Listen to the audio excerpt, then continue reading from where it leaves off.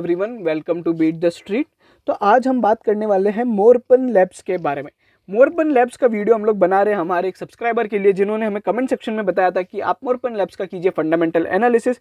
इस वीडियो में हम लोग क्या करेंगे, उनकी Q4 रिजल्ट जो भी अभी आए हैं, Q4 रिजल्ट, FY21 के रिजल्ट का पूरा एनालिसिस, उनके इन्वेस्टर प्रेजेंटेशन, उसके बिजनेस में क्या क्या काम करती है। बहुत से लोगों ने मोरपन में पैसा बनाया, पर बहुत से लोगों को पता नहीं कि आखिर में कंपनी करती क्या है। उसी के अलावा टेक्निकल एनालिसिस करेंगे, कंपनी की बैलेंस शीट वगैरह, कैश फ्लोज, और बाकी जो अभी एक बहुत बड़ा इन्वेस्टमेंट आया है करीबन 565 करोड़ रुपए का जो कंपनी के अंदर इन्वेस्टमेंट आया है, उसके बारे में भी बात करेंगे।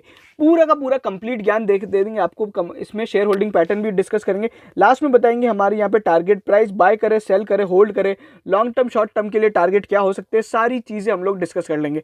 अगर आपको ये कंप्लीट ज्ञान जानना है तो वीडियो ऑब्वियस सी बात है थोड़ा लंबा जरूर होगा। वीडियो को एंड तक जरूर देखिएगा ताकि आपको समझ पाए। और अगर आप यहाँ पे मोरपन लैब्स के लॉन्ग टर्म इन्वेस्टर है तो पूरा वीडियो देखना चाहिए। मैं आपको गारंटी देता हूं कि ये वीडियो अगर आपने देख लिया तो उसके बाद आपके पास ऐसी कोई चीज नहीं होगी जो आपको मोरपन लैब्स के बारे में पता नहीं होगी। ये एक 35 साल पुरानी कंपनी है जिसके बारे में अपन बात करने वाले हैं। वीडियो शुरू करने से पहले मैं आपको एक इंपॉर्टेंट बात बताना चाहूँगा। अगर अभी तक आप हमारे मार्केट टिकर से नहीं जुड़े हैं, मार्केट टिकर यानी 24/7 आवर्स, यहाँ पे एक टेलीग्राम चैनल है जिसमें यहाँ पे 24/7 आवर्स ऑटोमेटिक सॉफ्टवेयर के थ्रू यहाँ पे न्यूज़ फीड आती है पूरे स्टॉक मार्केट से रिलेटेड, बड़े बड़े न्यूज़ चैनल से लेके। अगर आप उस चैनल को ज्वाइन करना चाहते हैं तो लिंक इन डिस्क्रिप्शन पर क्लिक कीजिए, नहीं तो आप यहाँ पे टेलीग्राम पर जाके बीट द स्ट्रीट सर्च कीजिए। व्हाइट कलर का एक आइकन रहेगा जहाँ पे आप यहाँ पे ज्वाइन कर सकते हैं। लगभग 1900 लोग ज्वाइन कर चुके हैं, आप फटाफट ज्वाइन कीजिएगा। हम कुछ दिन में उसको यहाँ पे प्राइवेट करने का प्लान कर रहे हैं because of some copyright issues. बात करेंगे मोरपन लैब्स की, जिसके रिजल्ट थोड़े खराब रहे हैं। वो खराब क्यों रहे हैं? क्योंकि यहाँ पे शेयर प्राइस यहाँ पे थोड़ी बहुत अगर आप देखोगे तो गिरावट देखने को मिली है। उसके पीछे रीजन देखेंगे क्या है। सबसे इंपॉर्टेंट बात करें कंपनी के रिजल्ट की तो 189% कंपनी के यहाँ पे प्रॉफिट आफ्टर टैक्स बढ़े पूरे साल में। 67% से कंपनी का रेवेन्यू बढ़ा है, 189% से कंपनी का ईपीएस बढ़ा है, 39% से कंपनी का रेवेन्यू बढ़ा है। अगर यहाँ पे मैं आपको बताऊं, अभी अगर इसका भाव चल रहा है 65 रुपये और ईपीएस है यहाँ पे 2 रुपये, तो इसको आप डिवाइड करते हो तो लगभग 33 रुपीज़ का पी देता है, जो कि एक ऑटोमेटिकली एक काफ़ी महंगा शेयर है, लिमिटेड अपसाइड है। और यही कारण है कि इसकी जो वैल्यूएशन है वो थोड़ी ज़्यादा है।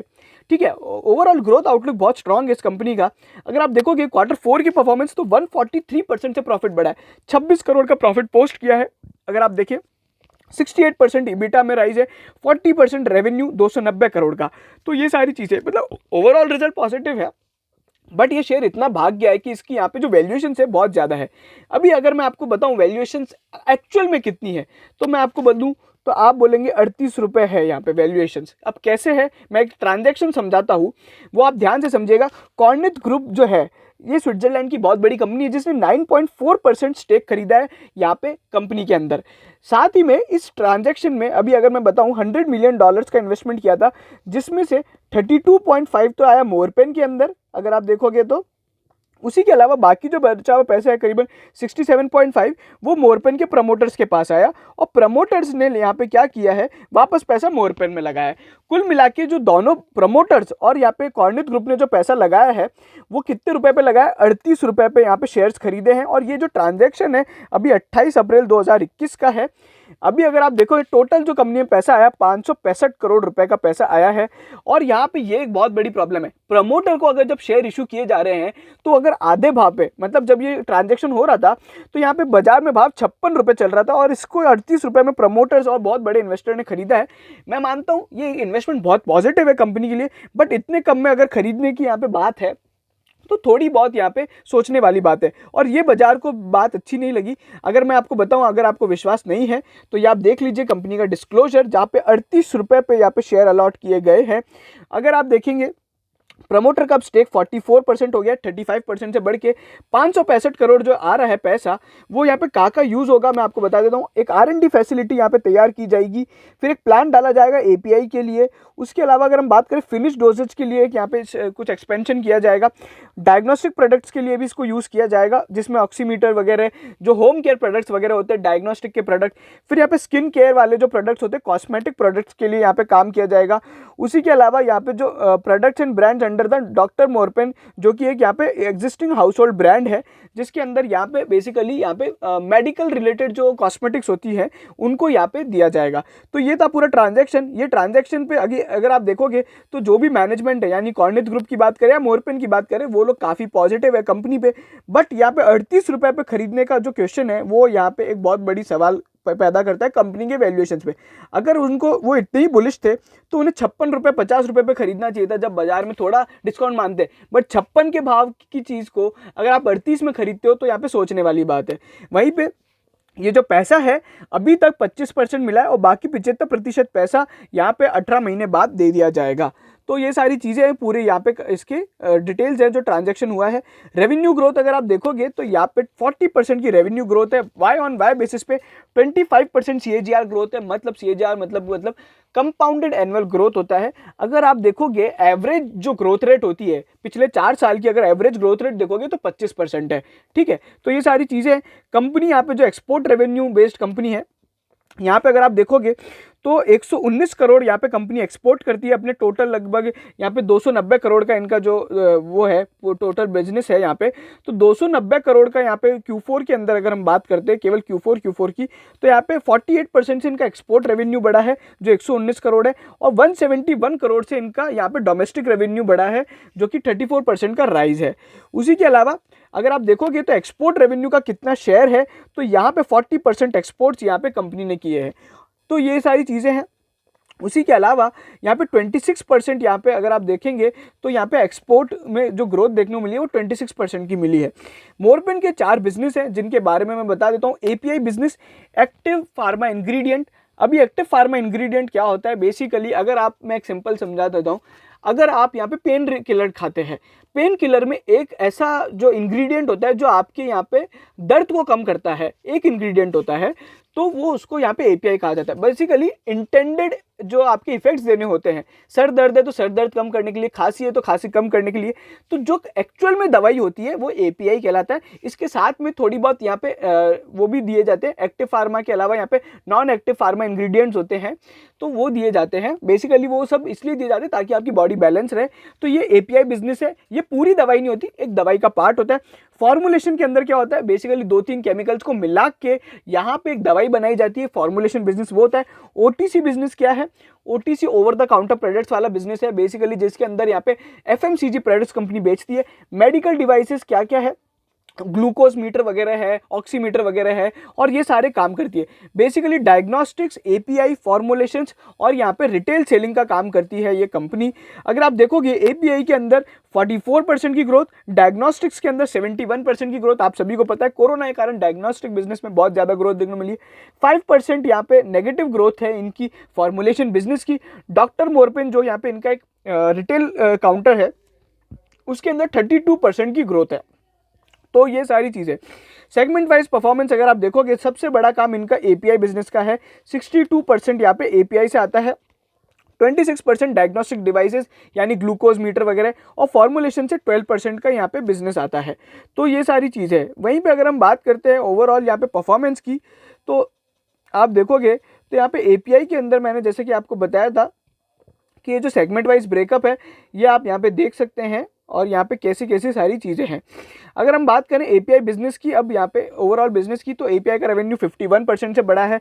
और यहाँ पे API एक्सपोर्ट जो है, अगर आप देखोगे कंपनी 69% यहाँ पे काम एक्सपोर्ट का करती है, और वैसे भी सारी जो कंपनीज है API की वो सारा एक्सपोर्ट ही करती है। एक्सपोर्ट रेवेन्यू इनका 48% से बढ़ा है, और डोमेस्टिक रेवेन्यू इनका 59% से बढ़ा है। हमने ओवरऑल भी देखा था कि डोमेस्टिक में यहाँ पे कंपनी ज़्यादा अच्छी है। तो ये सारी चीज़ें हैं, ये इनका API एक्सपोर्ट का काम है। फिर ग्लोबल कस्टमर्स की अगर हम बात करें, कंपनी ने 103 नए कस्टमर ऐड किए हैं। टोटल इनके 826 कस्टमर्स हैं। और वहीं पे अगर आप देखोगे तो जो कस्टमर बेस है वो 14% से ग्रो हुआ है।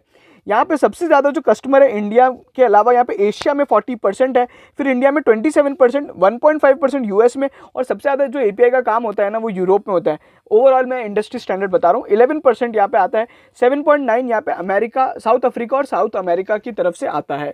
कॉन्टिजेंट वाइज ब्रेकअप है जो ऑलरेडी हम लोग देख सकते हैं। यहाँ पे सबसे ज़्यादा जो मैंने बताया था कि एशिया से 336 कस्टमर। ओवरऑल जो कस्टमर एडिशन है वो काफ़ी अच्छे हैं। अगर आप देखोगे जो ग्रोथ है 451 से पहले 589 हुए, 589 से 723 हुए, और यहाँ पे 14% की ग्रोथ है। बट यहाँ पे अगर आप देखोगे तो पहले जो साल में ग्रोथ आई थी ना, वैसी अभी यहाँ पे ग्रोथ नहीं आई है। तो ये सारी चीज़ें अभी यहाँ पे थोड़े कम यहाँ पे ऐड किए हैं। ओवरऑल यहाँ पे परफॉर्मेंस अच्छी है। कॉन्टीजेंट वाइज अगर आप देखोगे तो ये सारी कॉन्टीजेंट वाइज यहाँ पे ग्रोथ बताई गई है। सेल्स वगैरह अगर आप देखोगे तो कैसे कैसे यहाँ पे सेल्स आती है, अलग अलग तरीके से, अलग अलग कंट्री से यहाँ पे कैसे कैसे कंपनी का बिजनेस आया है। तो ये सारी चीज़ें हैं, ये आप यहाँ पे देख सकते हैं। R&D सेंटर, एक एपीआई कंपनी के अंदर यहाँ पे R&D सबसे इंपॉर्टेंट होता है।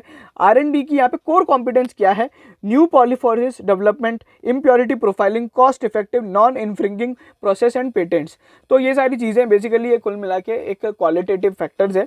उसी के अलावा यहाँ पे ये क्या क्या इनके स्किल्स हैं ये यहाँ पे कंपनी ने बताए हैं। ये सारे बहुत ही केमिस्ट्री रिलेटेड है, अपन ज़्यादा एक एज अ शेयर होल्डर अपने को नहीं समझना है इतना ज़्यादा क्या क्या है। उसी के अलावा यहाँ पे जो रिएक्शन प्लांट लेवल है, जो बेसिकली इनकी रिएक्शन वॉल्यूम की कैपेसिटी है, वो 3 KL से यहाँ पे 5 KL हो चुकी है। Intellectual property rights, basically company कोई भी दवाई वगैरह बनाती है एक्सपेरिमेंट करके, तो यहाँ पे कितने कितने यहाँ पे ओवरऑल कंपनी के पेटेंट्स है, तो 135 पेटेंट्स है। 129 DMFs यानी मतलब फाइलिंग्स है जो बेसिकली रेगुलेटर को दी जाती है कि भाई हमारी दवाई अप्रूव करे। 13 यहाँ पे चाइना में दी गई है। 30 न्यू प्रोडक्ट्स यहाँ पे कंपनी ने बनाए हैं। FY21 के अंदर बात करें 10 पेटेंट डाले गए हैं, 18 का यहाँ पे फाइलिंग्स है, 5 नए प्रोडक्ट लॉन्च किए गए और यहाँ पे एक IDL जो है बेसिकली चाइना में जो फाइलिंग करी गई है। एपीआई एक्सपेंशन की बात करें, यहाँ पे कंपनी ने बोला है कि हम लोग ने टोटल 15 ड्रग्स बनाने का यहाँ पे प्लान है हमारा, going of patent in next 5 years. ठीक है, वहीं पे अगर यहाँ पे जो एक कंपनी है Morepen ready with generic version two launch eight patent expiry. वहीं पे अगर हम देखें 42 बिलियन यहाँ पे मार्केट साइज माना जा रहा है। 15x market, Morepen market to grow 15 times from present $2.89 billion. तो ये सारी चीज़ें मतलब कंपनी जो एपीआई बिजनेस पे है वो बहुत ज़्यादा, अगर आप देखोगे तो बहुत ज़्यादा बुलिश है। तो ये मोरपेन के मार्केट का यहाँ पे कंपनी बता रही है कि कैसे कैसे हमारा बढ़ेगा। यहाँ पे अगर आप देखेंगे फिर एपीआई एक्सपेंशन यहाँ पे क्या क्या होगा, देखिए यहाँ पे इनका जो प्लांट है बड्डी के अंदर जो हिमाचल प्रदेश में है, 178 प्रोजेक्ट कॉस्ट के साथ 2000 टन की इंस्टॉल्ड कैपेसिटी, 40 नए प्रोडक्ट, 3 साल लगेंगे कंप्लीट होने में, 700 न्यू हायरिंग होगी और यहाँ पे 4217 करोड़ का यहाँ पे प्रोडक्शन होगा। Project approve by state and government, यहाँ पे सब हो चुका है। मेडिकल डिवाइसेस का बिजनेस आ जाता है अपना। मेडिकल डिवाइसेस के अंदर 57% की ग्रोथ हुई है, 41% की CAGR ग्रोथ है जो एपीआई बिजनेस से ज़्यादा है। वहीं पे अगर ग्रोथ ड्राइवर्स देखें तो ग्लूकोमीटर्स है और बीपी मॉनिटर वीपर्स है। अब ये देखो, आपको सभी को पता है, मेरे को समझाने की जरूरत है ही नहीं क्या क्या है। ग्लूकोज नापने की मशीन है और यहाँ पे बीपी नापने की मशीन है।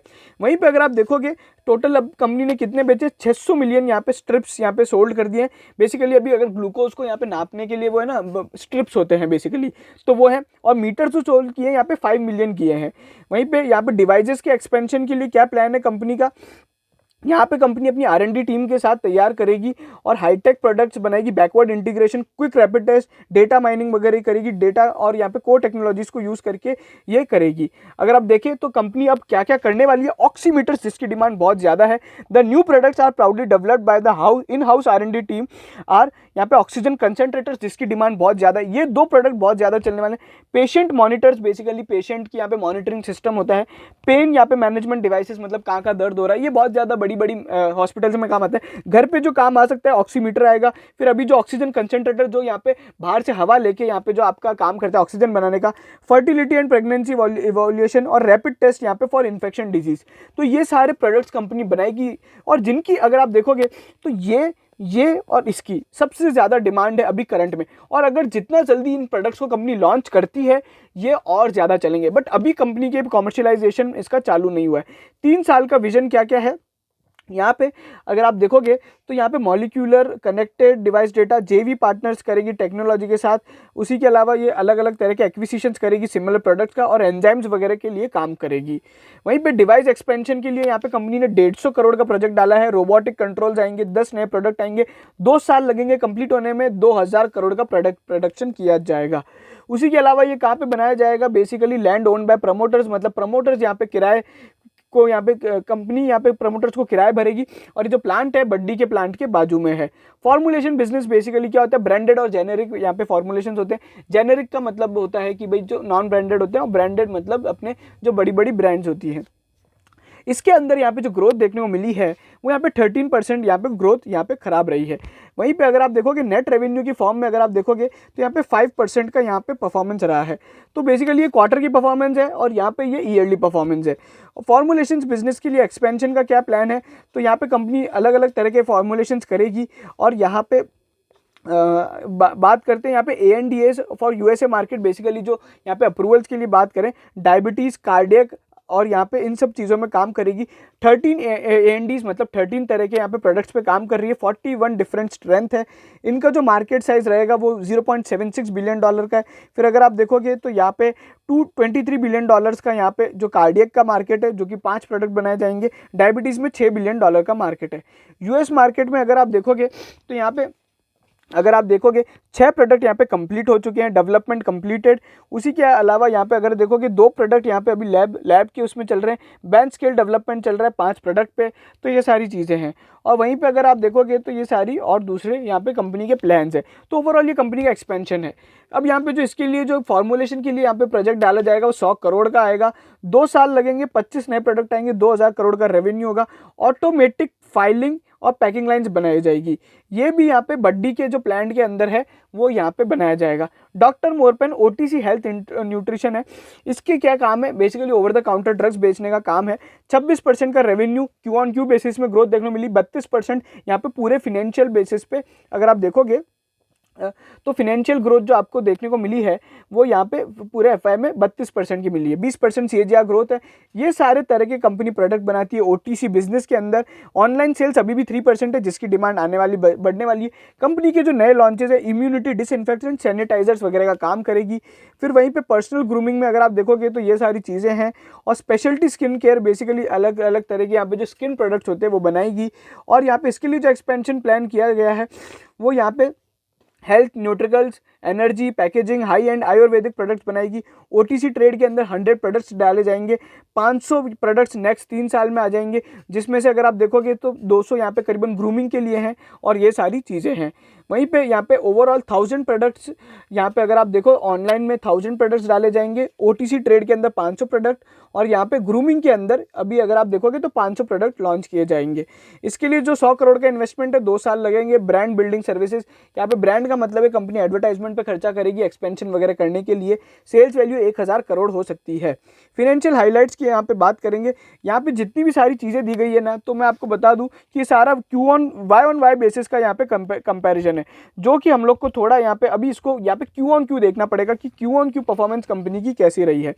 वहीं पे हम लोग ने ये सारी चीज़ें ऑलरेडी देखी है, फिनेंशियल हाइलाइट्स वगैरह यहाँ पे कंसोलिडेटेड हो चाहे कैसे भी हो, हम लोग ने ऑलरेडी ये सारी चीज़ें देख ली है। ऑपरेटिंग रेशोज़ की बात करते हैं। यहाँ पे अगर आप देखोगे तो डेटर्स का यहाँ पे जो रेशो है, मंथली सेल्स 1.66 है। इन्वेंट्री टर्नओवर रेशो यहाँ पे 4.88 हो गया है। करंट रेशो बढ़ गया है तो अच्छी बात है। वहीं पे यहाँ पे इंटरेस्ट कवरेज रेशो बैंक का बढ़ा है, ये भी अच्छी बात है। फिर यहाँ पे ऑपरेटिंग मार्जिन 8.54% के, बहुत ही अच्छी बात है। फिर नेट प्रॉफिट मार्जिन 8.38% से बढ़े, ये भी अच्छी चीज़ है। बैलेंस शीट रेशोज़ की बात करें, कंपनी का यहाँ पे जो टोटल डेप्ट टू इक्विटी रेशो है वो 0.31 हो चुका है। इसमें इक्विटी कैपिटल अगर आप देखोगे तो 89 करोड़ की और 316 करोड़ की रिजर्व्स एंड सरप्लस है। तो लगभग इनको अगर आप ऐड करोगे तो ये करीबन आपको 410 करोड़ का नेटवर्थ देगी। वहीं पे ROE 101% से बढ़ के 21% हो गया। ROCE यानी कैपिटल एम्प्लॉयड पे 11% का रेवेन्यू अगर रिटर्न है। टोटल यहाँ पे कैपिटल एम्प्लॉयड डेप्ट वगैरह को मिला के 607 करोड़ की है, जिसमें से थोड़ा बहुत यहाँ पे इक्विटी है और 201 करोड़ की करीबन यहाँ पे बैंक की लोन्स वगैरह हैं। तो ये सारी चीज़ें थी। अब हम यहाँ पे एक इंपॉर्टेंट एनालिसिस जो रह गया है वो Q-on-Q का रह गया है, हमें वो सबसे पहले देखना पड़ेगा Q-on-Q एनालिसिस कैसा है। अगर आप देखते हैं तो हर जगह बैंक कंपनी ने जो डिस्क्लोजर दिया है वो Q-on-Q बेसिस पे दिया है, जो कि यहाँ पे हमें देखना पड़ेगा। मैं आपको फटाफट लेके चलता हूँ। चलिए, तो ये है कारण कंपनी के शेयर प्राइस गिरने का। अगर आप देखोगे तो यहाँ पे मतलब मैं इसको ये लैक्स में दे रखा है, 293 करोड़ का यहाँ पे कंपनी का पहले रेवेन्यू था, जो अब यहाँ पे 267 करोड़ हो गया। रेवेन्यू Q-on-Q बेसिस पे कम हुआ है। नेट प्रॉफिट की बात करें तो वो अगर आप देखोगे तो 25 करोड़ का नेट प्रॉफिट है, जो पहले 24 करोड़ का था। तो रेवेन्यू कम होना एक बहुत बड़ा इंपॉर्टेंट रीजन रहा है कंपनी के लिए। वहीं पे अगर हम बात करें टोटल एक्सपेंडिचर्स, वो यहाँ पे कंपनी के कम हुए, बट यहाँ पे कंपनी का ओवरऑल रेवेन्यू यहाँ पे थोड़ा परफॉर्मेंस खराब रही है। अगर आप देखोगे रेवेन्यू फ्रॉम ऑपरेशन सबसे ज़्यादा खराब है। तो ये सारी चीज़ें ये बाजार को अच्छा नहीं लगा। एंड ओवरऑल जो क्यू ऑन क्यू बेसिस पे भी अगर आप ग्रोथ देखते हो ना, तो जितनी अभी अपन ने डबल डिजिट ग्रोथ देखी 40%, 50%, 100%, वो यहाँ पे क्यू ऑन क्यू बेसिस तो बिल्कुल भी नहीं दिख रही है। आप यहाँ पे अगर देखोगे नेट प्रॉफिट भी बहुत कम बड़ी परसेंट से बड़ा है, और यहाँ पे रेवेन्यू के अंदर डी ग्रोथ देखने को मिली है। तो ये चीज़ जो है बैंक को मतलब सरकार को बाजार को यहाँ पे पसंद नहीं आई है। अब यहाँ पे अगर आप देखोगे तो यूटिलाइजेशंस वगैरह है, जो यहाँ पे एपीआई एक्सपेंशन, वर्किंग कैपिटल और ये सारी चीज़ें, यहाँ पे कंपनी का अगर हम देखें, अगर आप जैसे कि मैंने आपको बताया कि इसकी करीबन 444 करोड़ का यहाँ पे इनका वो है नेटवर्थ है। अब हम इसको यहाँ पे प्राइस टू बुक रेशो निकालेंगे, मार्केट कैप से डिवाइड करेंगे, तो यहाँ पे हमारा प्राइस टू बुक रेशो आ जाएगा। वहीं पे यहाँ पे बात करें नॉन करंट लाइबिलिटीज़ की बैंक की, तो यहाँ पे 205 करोड़ की जो पहले लाइबिलिटीज़ थी, अभी अगर आप देखोगे तो अदर फिनेंशियल लाइबिलिटीज़ यहाँ पे 205 करोड़ की है, और यहाँ पे जो ओवरऑल बोरिंग्स है वो कम हुई है। तो ये एक अच्छी बात है। तो अब यहाँ पे हमारे पास जो बचता है वो बेसिकली शेयर होल्डिंग पैटर्न और यहाँ पे थोड़ी बहुत वैल्यूएशंस वाले रिलेटेड चीज़ें। चलिए, तो अगर हम यहाँ पे बात करें, ये वाले पीबी और पी रेशो का आप छोड़ दीजिए, ये पुराने होते हैं नॉर्मली, अभी अभी रिजल्ट आए तो अपडेट नहीं होंगे। 2900 करोड़ का रेवेन्यू, 2900 करोड़ को जब आप डिवाइड करते हो यहाँ पे 444 से, तो प्राइस टू बुक रेशो लगभग आएगा आपका 6 से 7 के बीच में।